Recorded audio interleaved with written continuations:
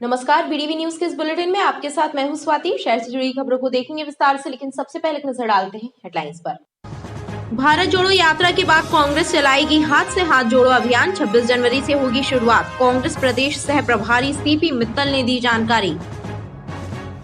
ग्वारीघाट इलाके में रहने वाले एक युवक की मौत पर मचा बवाल। सड़क पर शव रखकर परिजनों ने किया प्रदर्शन। युवक को प्रताड़ित करने और मारपीट करने के लगाए आरोप। प्रदर्शन से घंटों यातायात रहा प्रभावित। और कड़ाके की सर्दी से कांपा शहर। न्यूनतम तापमान लुढ़ककर 3.6 डिग्री सेल्सियस तक पहुंचा।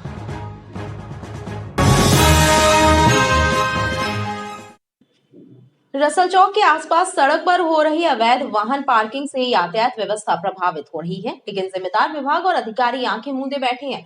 फुटपाथ पर जमी दुकानों के कारण एक्सीडेंट हो रहे हैं, उसके बावजूद यातायात पुलिस और नगर निगम की अन्य क्रांति टीम कोई कार्यवाही नहीं कर रही, जिसकी वजह से राहगीर परेशान। रसल चौक के पास निजी हॉस्पिटल के सामने लगने वाले पुराने कपड़ों के मार्केट की पार्किंग सड़क पर कराई जा रही है, जिसके चलते यातायात व्यवस्था प्रभावित हो रही है। इसके साथ ही रसल चौक पर शराब दुकान के बाजू में भी पुराने गर्म कपड़ों की दुकानें संचालित हो रही हैं, जिनके ग्राहक सड़क पर वाहन खड़े करते हैं और जाम लग जाता है, लेकिन यातायात पुलिस और नगर निगम की अतिक्रमण विरोधी टीम कोई कार्यवाही नहीं कर रही, जिसके चलते अतिक्रमणकारियों के हौसले बुलंद हैं।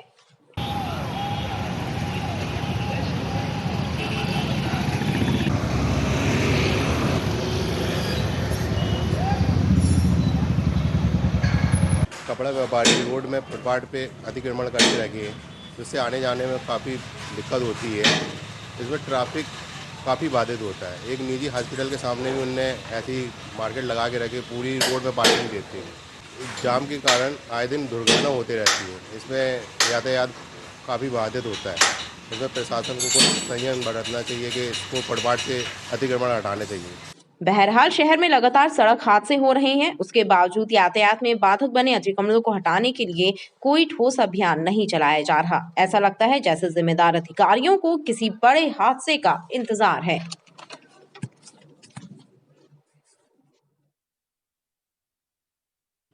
करीब 8 करोड़ रुपयों की लागत से कराया जा रहा राइटाउन स्टेडियम का कार्य धीमी गति का शिकार है, जिसकी वजह से खिलाड़ियों को परेशानी हो रही है। 6 महीनों में पूरा होने वाला काम साल भर बाद भी अधूरा है। स्मार्ट सिटी द्वारा राइटाउन स्टेडियम का कायाकल्प कराया जा रहा है। करीब 8 करोड़ रुपयों की लागत से मैदान को पुनः जीवित किया जा रहा है। फुटबॉल ग्राउंड के साथ रनिंग ट्रैक और वॉकिंग ट्रैक का निर्माण कराया जा रहा है, लेकिन पूरे काम की गति इतनी धीमी है कि खिलाड़ियों परेशान है। 6 महीनों की समय सीमा वाला कार्य साल भर बाद भी अधूरा है। वहीं स्पोर्ट्स कॉम्प्लेक्स बनकर महीनों पहले तैयार हो गया, लेकिन उसके दरवाजे भी अभी खिलाड़ियों के लिए बंद है। पूरी योजना की लेट लतीफी चर्चा का विषय भी हुई है। राइटाउन स्टेडियम का काम जो चल रहा है वो कछुए की गति से चल रहा है। यहाँ हम लोगों को इधर बोला गया था कि ये 8 महीने के अंदर में इस ट्रैक को रेडी करके खिलाड़ियों के लिए उसको कर देंगे, लेकिन इतना धीरे चल रहा है कि हम लोगों को अब वॉक करने के लिए, दौड़ने सबके लिए इधर उधर जाना पड़ रहा है। बहुत परेशानी हो रही है और खिलाड़ी इतने ज़्यादा दुखी हो गए हैं इस समय कि वो कहाँ अपना वो करें, वो समझ में नहीं है। निर्माण तो बिल्कुल धीमी गति से चल रहा है। इसमें कोई वो नहीं है कि अगर कहीं जोश दिख रहा हो मजदूरों में या प्रशासन इसमें कुछ वो दे रहा हो, सख्ती कर रहा हो कि खड़े होकर कोई कार्रवाई कर रहा हो, काम करवा रहा हो, तो नहीं करवा रहे। ठेके पे दे दिया तो दे दिया, चल रही है गाड़ी। बहरहाल जानकारों का कहना है कि जिस कछुआ गति से निर्माण कार्य चल रहा है, उसे देखते हुए लगता है कि काम पूरा होने में समय लगेगा। तब तक तमाम खेल गतिविधियां प्रभावित रहेंगी, लेकिन जिम्मेदार अधिकारियों को इसकी जरा भी चिंता नहीं है। पॉलीथीन के उपयोग पर प्रतिबंध लगा हुआ है, बावजूद इसके शहर में पॉलीथीन का इस्तेमाल किया जा रहा है। इस बीच कुछ सामाजिक संगठन ऐसे भी हैं जिन्होंने शहर को पॉलीथीन मुक्त करने का संकल्प लिया है। इसे लेकर आम लोगों को जागरूक करने का काम किया जा रहा है। लोगों को कपड़ों के थैले वितरित कर पॉलीथीन का उपयोग न करने की अपील की जा रही है। समाज सेवी संगठन जन अभियान परिषद के कार्यकर्ता शहर को प्लास्टिक मुक्त बनाने की कवायद में जुटे हैं। प्रतिबंध के बावजूद शहर में पॉलीथीन का इस्तेमाल किया जा रहा है, जिसको लेकर लोगों को जागरूक करने का काम संस्था के सदस्यों द्वारा लोगों के बीच जाकर किया जा रहा है। अभियान के तहत शहर के अलग अलग इलाकों में जाकर संगठन के सदस्य लोगों को कपड़ों के थैले वितरित कर रहे हैं और उनसे प्लास्टिक और पॉलीथीन बैग का इस्तेमाल न करने की अपील कर रहे हैं। जबलपुर जैसे शहर को विकसित बनाने में इन्होंने कोई कसर नहीं छोड़ी। ये जगह जगह कैंप करते हैं और लोगों को फ्री में बैग्स बांट करके उनमें जागरूकता पैदा करते हैं। प्लास्टिक से होने वाले नुकसानों के बारे में लोगों को बताते हैं। अगर इनका प्रयास सफल रहे, जो हो जाएंगे कुछ समय में, तो निश्चित जबलपुर बहुत अग्रणी शहर होगा मध्य प्रदेश के बाकी शहरों से। पिछले 5-6 महीने से प्लास्टिक मुक्त अभियान पे काम कर रहे हैं। आदरणीय हमारे मोदी जी जो उनका संकल्प है कि हमारा देश जो है भारत प्लास्टिक मुक्त रहे, आने वाले सालों में प्लास्टिक मुक्त हो जाए, उसके लिए हम लोग ने संकल्प उठाया है और ये कपड़े के bag, paper bag free of cost लोगों को डोनेट कर रहे हैं, दे रहे हैं, ताकि ये समाज में मैसेज जाए कि हमें प्लास्टिक का उपयोग नहीं करना है, हमें कपड़ों का बैग या पेपर का बैग का उपयोग करना है। जन अभियान परिषद के इन कार्यकर्ताओं का यह अभियान लंबे समय से जारी है। संस्था के सदस्यों का कहना है कि उनका प्रयास और अभियान लगातार जारी रहेगा। भारत जोड़ो यात्रा के बाद कांग्रेस पूरे देश में हाथ से हाथ जोड़ो अभियान चलाने वाली है। कांग्रेस के प्रदेश के सह प्रभारी सीपी मित्तल ने जबलपुर प्रवास के दौरान बताया कि यह अभियान 26 जनवरी से 31 मार्च तक चलेगा। इसका मकसद कार्यकर्ताओं में उत्साह का संचार करना है। आगामी विधानसभा चुनाव की तैयारियों के सिलसिले में जबलपुर आए कांग्रेस के प्रदेश सह प्रभारी सीपी मित्तल ने बताया कि भारत जोड़ो यात्रा की सफलता के बाद 26 जनवरी से नया अभियान प्रारंभ होने वाला है। कांग्रेस हाथ से हाथ जोड़ो अभियान चलाएगी। जो भारत जोड़ो यात्रा की सफलता के बाद उसी तरह का ये कार्यक्रम जिला स्तर, ब्लॉक स्तर, मंडल स्तर, सेक्टर स्तर और बूथ स्तर तक ये कार्यक्रम 26 जनवरी से और मार्च के आखिर तक ये कार्यक्रम चलाया जाएगा। पूरे प्रदेश स्तर पर, मध्य प्रदेश में और पूरे हिंदुस्तान के अंदर ये कांग्रेस का कार्यक्रम चलेगा। कांग्रेस नेता सीपी मित्तल ने कहा कि जब जब चुनाव आता है भाजपा को श्री राम याद आने लगते हैं। भाजपा को जनता की परेशानियों की तरफ भी ध्यान देना चाहिए। आदमी का भावना का प्रतीक है, उसमें सभी राम भक्त हैं और सब अपने अपने धर्म के अंदर आस्था रखते हैं। कांग्रेस आज बात नहीं कर रही है।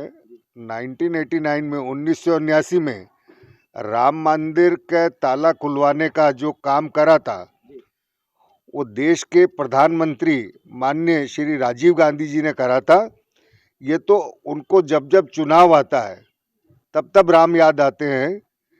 भाजपा द्वारा आयोजित प्रवासी सम्मेलन पर चुटकी लेते हुए सीपी मित्तल ने कहा, जब जब ऐसा सम्मेलन होता है भाजपा को चुनावी हार का मुंह देखना पड़ता है। तो मैं अभी कहीं पढ़ रहा था, जब जब 2015 में भी हुआ था तब कांग्रेस की सरकार बनी थी और अभी 2022 में 23 में हो रहा है, तो 2023 के अंदर भी कांग्रेस की सरकार बनेगी। जब जब प्रवासी सम्मेलन बीजेपी की सरकार के रहते हुए यहाँ पे हुआ तब तब कांग्रेस की सरकार बनी है। 2023 में भी कांग्रेस की भारी बहुमत से सरकार बनेगी। सीपी मित्तल ने कहा कि विधानसभा चुनाव में कांग्रेस चुनाव जीतने वाले प्रत्याशियों को मैदान में उतारेगी, उसके लिए सर्वे भी कराया जा रहा है।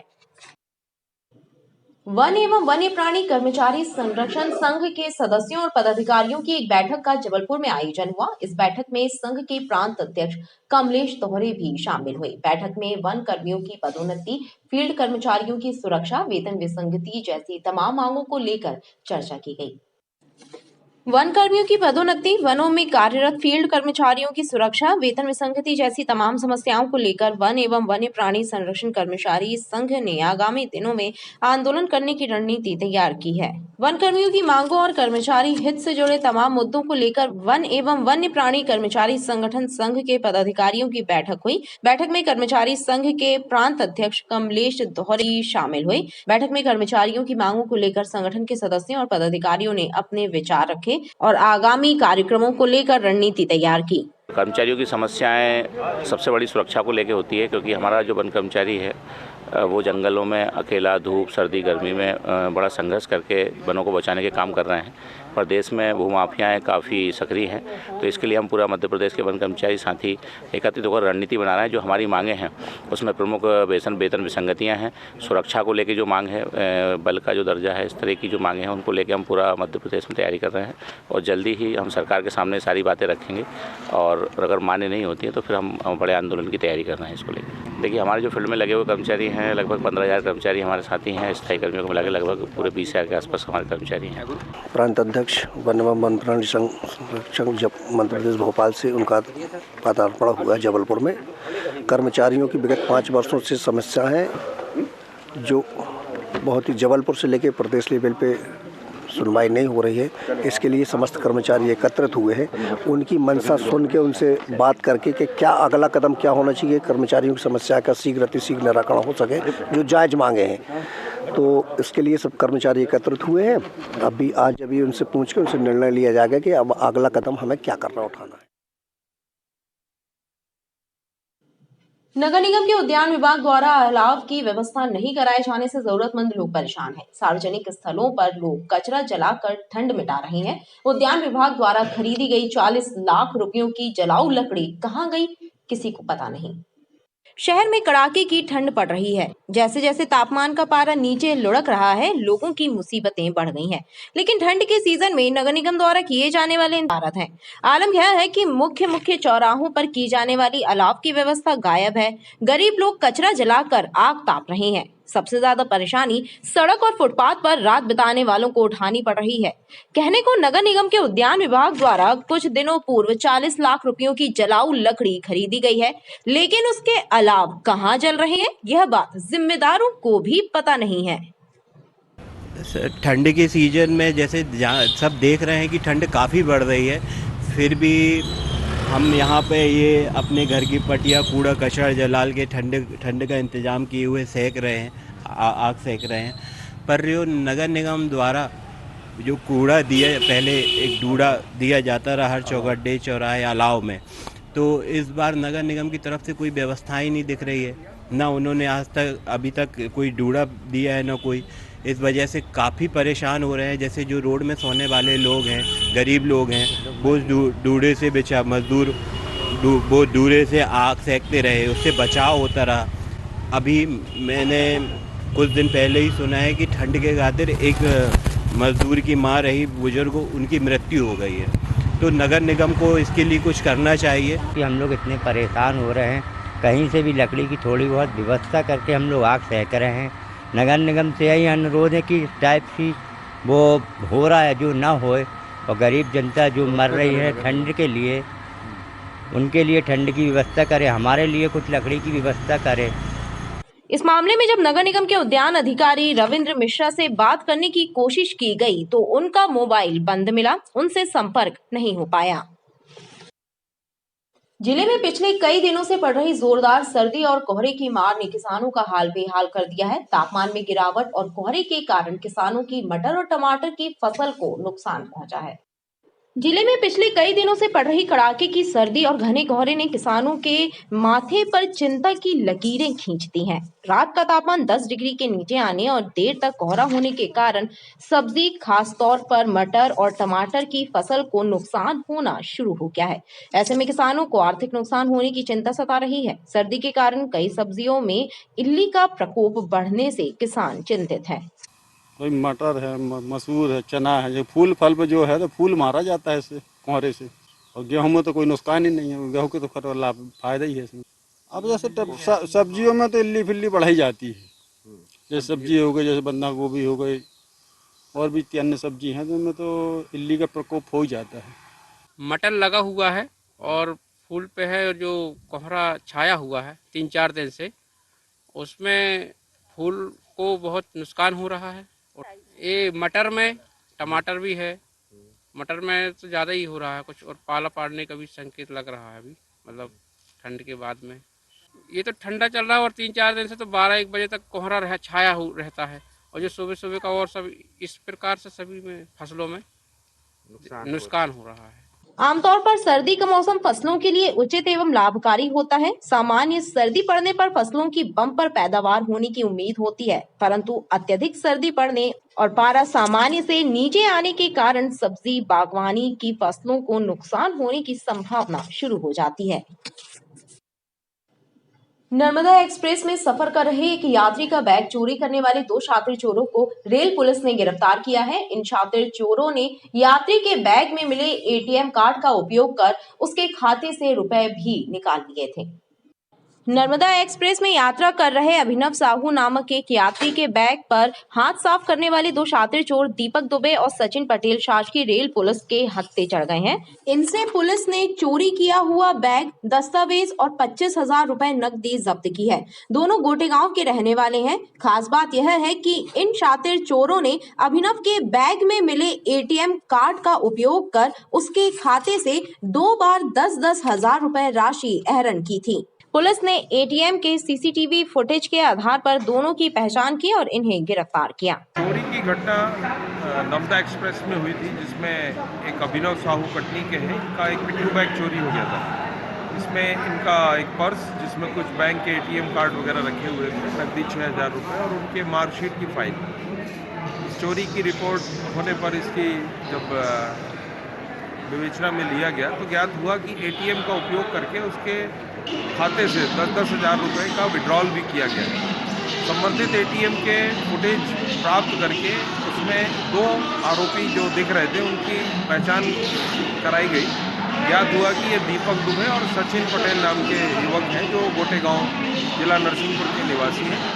इन दोनों की तलाश कर इन्हें गिरफ्तार किया गया है और इनसे 25,000 रुपये इनसे बरामद किए गए हैं और जो चोरी की मार्कशीट है, मार्कशीट की फाइल इनसे जब्त किया गया है। इनको गिरफ्तार कर माननीय न्यायालय के समक्ष प्रस्तुत किया जा रहा है। पुलिस ने दोनों आरोपियों से पूछताछ की है और उन्हें न्यायालय के समक्ष पेश कर दिया है। गोरखपुर थाना क्षेत्र नर्मदा रोड हवा कॉलेज के पास शनिवार की देर रात ऑटो और मोटरसाइकिल में भिड़ंत हो गई। इस घटना में मोटरसाइकिल सवार एक युवक की मौत हो गई, जबकि उसके 2 साथी गंभीर रूप से घायल हुए। गोरखपुर थाना क्षेत्र नर्मदा रोड हवाबाग कॉलेज के पास शनिवार की देर रात मोटरसाइकिल सवार 3 युवकों की ऑटो से भिड़ंत हो गई। टक्कर इतनी भीषण थी कि तीनों युवक उछलकर दूर जा गिरे। इनमें से सिंधी कैंप निवासी 24 वर्षीय कृष्णा जाटव को सिर पर गंभीर चोट पहुंची और मौके पर ही उसकी मौत हो गई। वहीं बाइक पर सवार उसके 2 साथी रॉकी चौधरी और सत्येंद्र चौधरी गंभीर रूप से घायल हो गए। घटना के बाद मौके पर पहुंची पुलिस ने तत्काल घायलों को एम्बुलेंस की मदद से मेडिकल अस्पताल भेजा। वहीं मृतक कृष्णा जाटव के शव को पोस्टमार्टम के लिए भेजा गया। रविवार की सुबह पुलिस ने कृष्णा के शव का पंचनामा कर शव का पोस्टमार्टम कराया। 7 तारीख को 11:30 बजे रात सूचना मिली थी कि वहाँ हवाबाग चर्च के पास क्रिस्टल होटल के सामने एक एक्सीडेंट हो गया है। 3 लोग इंजर्ड हुए थे, तीनों को मेडिकल लाया गया था। उसमें से एक व्यक्ति कृष्णा जाटव, पिता राजेश जाटव, उम्र 24 साल, सिंधी कैंप का रहने वाला था, जो ख़त्म हो गया था, जिसको आज पंचनामा कार्रवाई की गई है। अभी इसको परिजनों को सुपुर्द किया जाएगा। बताया जाता है कि तीनों युवक मोटरसाइकिल से ग्वारीघाट की ओर जा रहे थे। वहीं ऑटो चालक रामपुर की ओर से आ रहा था, तभी यह हादसा हुआ। घटना के बाद ऑटो चालक ऑटो मौके पर छोड़कर भाग खड़ा हुआ। घटना के बाद स्थानीय लोग भी मौके पर एकत्र हो गए। तो देखा कि 3 लोग यहाँ पे भिड़े पड़े थे, जिसमें से एक का भेजा बाहर आ गया। तो एक्सीडेंट की हालत में तो मृत घोषित हो गया। 2 लोगों की हालत गंभीर है। एक का पैर अभी हॉस्पिटल में, एक का हाथ फ्रैक्चर और एक का पैर फ्रैक्चर है। दोनों अभी एक बाकी मेडिकल का है। एक मृत घोषित हो चुका है, जिसका उसका भेजा हुआ ये अपना हवाबाग कॉलेज हवाबाग चर्च के सामने जस्ट सामने किएगी। पुलिस ने दोनों वाहनों को जब्त कर लिया है और पुलिस सड़क हादसे की जाँच कर रही है।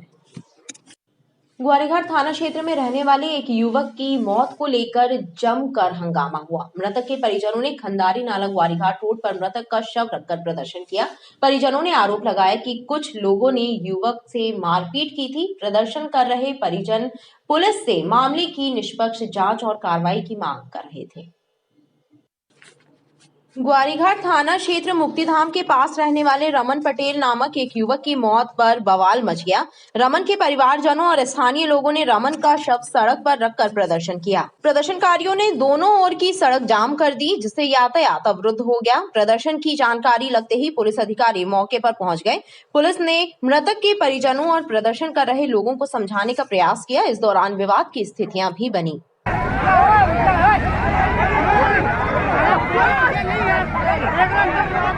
मृतक रमन के परिवारजनों ने बताया कि रमन का एक युवती से प्रेम प्रसंग चल रहा था। परिवारजनों ने आरोप लगाया कि युवती के परिजनों ने रमन के साथ मारपीट की थी। मृतक के परिजन इस मामले में निष्पक्ष जांच और कार्रवाई की मांग कर रहे थे। मेरे लड़के को आकर के कल मारा, इसके पहले एक बार और मारा, इन लोगों ने 3-4 बार मारा मेरे लड़के को, और कल ऐसा मारा कि वो बेचारा रास्ते में ख़त्म हो गया। कौन लोग थे ये संजय राजकुमार पटेल, मंजू पटेल और सतीश सोनी। कहाँ के रहने वाले? ये पुरानी ग्वारी के। तो ये पुराने बदमाश वगैरह हैं क्या? हाँ, इनका अवैध काम भी चलता है, गैस भरते हैं ऑटो में। बच्चे का क्या नाम था? रमन पटेल। ये है क्या उम्र थी बच्चे? 23 साल। और ये मतलब क्या कोई विवाद था क्या पुराना इनका कुछ आपस में? ये की लड़की से विवाह करना चाहता था, लेके चला गया था। वहाँ से वो लेके आए, छोड़ दिए और मारे। 2-3 बार मारे, प्रताड़ित करते थे, धमकी देते थे, मारे हैं। कल मारे, ऐसा मारे कि उसको हम लोग ले जाते समय, अस्पताल ले जाते समय रास्ते में दम तोड़ दिया इसने। कल हम लोग हॉस्पिटल लेके गए थे भाई को, तो वो वहाँ से एडमिट था, तो डिस्चार्ज होके घर लेके आए हम लोग। उसके बाद फिर वहाँ से उसको घर से वो थोड़ा ठीक हो गया, तो वो निकला बाहर, तो ये लोगों ने पकड़ के और उसको घर पे लाके मारा, और मैंने अंदर आने को मना की तो मुझे भी एक चांटा मार दिए। और फिर अंदर आके ना उन लोगों के हाथ में लाठी थी, कुछ भी हथियार नहीं थे, सिर्फ उन लोगों ने हाथ से मारा और छाती में लात मारी। और मैं यहाँ से नहीं उठूंगी जब तक मुझे इंसाफ नहीं मिल जाता। क्या करना? मुझे इंसाफ ये चाहिए, या तो उसके परिवार वालों को यहाँ बुलाओ या लड़की को बुलाओ। आपका नाम? इस पूरे मामले को लेकर पुलिस अधिकारियों ने बताया कि कुछ दिन पहले एक युवती ने रमन पटेल और उसके साथी के विरुद्ध छेड़छाड़ सहित अन्य धाराओं के तहत FIR दर्ज कराई थी। वहीं रमन पटेल ने भी युवती के चाचा के विरुद्ध मारपीट की FIR दर्ज कराई थी। दोनों ही प्रकरण की पुलिस विवेचना कर रही है। बीती रात रमन के द्वारा जहरीली वस्तु का सेवन करने की जानकारी पुलिस के पास पहुंची थी, जिस पर रमन के बयान दर्ज किए गए थे, जिसमें भी जाँच की जा रही है। आपको मैडम हमने बोला था, दोनों साइड गलती किसकी है अभी तो देखो। हमने आपको बोला था फोटो दिखा रहे, आपने इनकार कर दिया फोटो देखने से। उसकी फोटो दिखा रहे थे कलर की, आपने इनकार कर दिया। अभी जो मृतक रमन पटेल का बॉडी लेके परिजनों ने चक्का जाम किया था, इसमें पूरी जो घटना इस प्रकार है कि दिनांक 21 को हमारे थाने में एक मोनिका पटेल नाम की लड़की ने रमन पटेल और इसके साथी के खिलाफ में धारा 354 और 365 के तहत एक अपराध पंजीबत कराया था। और उसके बाद रमन पटेल की तरफ से भी मोनिका पटेल के चाचा के विरुद्ध मारपीट का मामला दर्ज हुआ था, क्योंकि दोनों ही प्रकरण विवेचना में हैं। कल रात में सूचना मिली थी कि रमन पटेल ने जहर खा लिया है, जिस पर रमन पटेल के विधिवत हॉस्पिटल में बयान भी दर्ज किए गए थे। उसके बाद फिर उसकी मृत्यु हो चुकी है। इसमें जांच हो रही है, जो भी होगा विधिवत कार्रवाई होगी। परिजनों का ये आरोप है कि जो लड़की के परिजन है वो रमन को परेशान किए थे। इसकी जांच हो रही है, क्योंकि दोनों ही पक्षों की तरफ से मामला दर्ज है। लड़की के तरफ से भी इन रमन पटेल और उसके साथी के खिलाफ मामला दर्ज है, तो इसमें जांच। मैडम, क्या ये पारिवारिक मामला है क्या? नहीं, ये पारिवारिक मामला नहीं है, दोनों अलग अलग रहते हैं। रमन पटेल भटौली दुर्गानगर में रहता है और जो लड़की है वो पुरानी बस्ती में रहती है। इस पूरे मामले को लेकर क्षेत्र में घंटों तक हंगामा मचा रहा। पुलिस अधिकारियों ने परिजनों को मामले में उचित जांच का आश्वासन दिया, जिसके बाद परिजनों ने प्रदर्शन समाप्त किया। मध्य प्रदेश के कई जिलों के साथ ही समूचा महाकौशल अंचल कड़ाके की सर्दी की चपेट में है। जबलपुर जिले में भी न्यूनतम तापमान सामान्य से 7 डिग्री सेल्सियस कम 3.6 डिग्री सेल्सियस दर्ज किया गया है। कड़ाके की सर्दी और शीतलहर से समूचा मध्य प्रदेश कपकपा रहा है। कई जिलों में न्यूनतम तापमान 5 डिग्री सेल्सियस के नीचे जा पहुंचा। जबलपुर जिले में भी तापमान में तेजी से गिरावट दर्ज की जा रही है। रविवार को जबलपुर जिले का न्यूनतम तापमान सामान्य से 7 डिग्री कम 3.6 डिग्री सेल्सियस दर्ज किया गया। वहीं उत्तरी सर्द हवाओं और शीतलहर के चलते लोगों को मुश्किलों का सामना करना पड़ा। सर्द हवाओं से समूचा जिला कपकपा रहा है। ठंड के साथ ही पाले की मार भी शुरू हो गई है। इससे फसलों को नुकसान होने की पूरी संभावना है। सर्दी से बचने लोग गर्म कपड़ों के साथ ही अलाव का सहारा ले रहे हैं। रात में ऐसा लगता है कि घर से ना निकले, और जो हम लोग तो ठीक है कि घर पे रहते, आम जनता जो लेबर मजदूर जो रोडों पे है उनके लिए आज दिनांक तक नगर निगम से कोई व्यवस्था नहीं। हम लोग रात में भी जाते हैं, देखते हैं कि नगर निगम के द्वारा कुछ व्यवस्था हो जाए, ना कहीं अलाव है ना कुछ है। इतनी हालत ख़राब है। जब हम लोगों की हालत ख़राब है तो जो आज खुली छत के नीचे रह रहे हैं, बाहर रह रहे हैं, उनकी क्या हाल होगी। वर्तमान समय में इतनी ज़्यादा ठंड पड़ रही है, 4 और 5 तारीख इतनी ज़्यादा ठंड रही कि आदमी घर से बाहर निकलने की हिम्मत नहीं हुई। और सबसे ज़्यादा इसमें खतरा रहता है बुजुर्गों को उसमें कि, और इसलिए नगर निगम को ये चाहिए कि कम से कम अलाव की व्यवस्था कर दे। ये ग्वारी घाट क्षेत्र है अपना, तो इसमें अलाव की व्यवस्था होना बहुत ज़रूरी है, क्योंकि बुजुर्ग लोग को बहुत खतरा रहता है इसमें। मौसम वैज्ञानिकों की माने तो आने वाले एक सप्ताह तक ठंड से राहत मिलने की कोई उम्मीद नहीं है। खबरें लगातार जारी हैं, आप देखते रहिए PDV न्यूज़।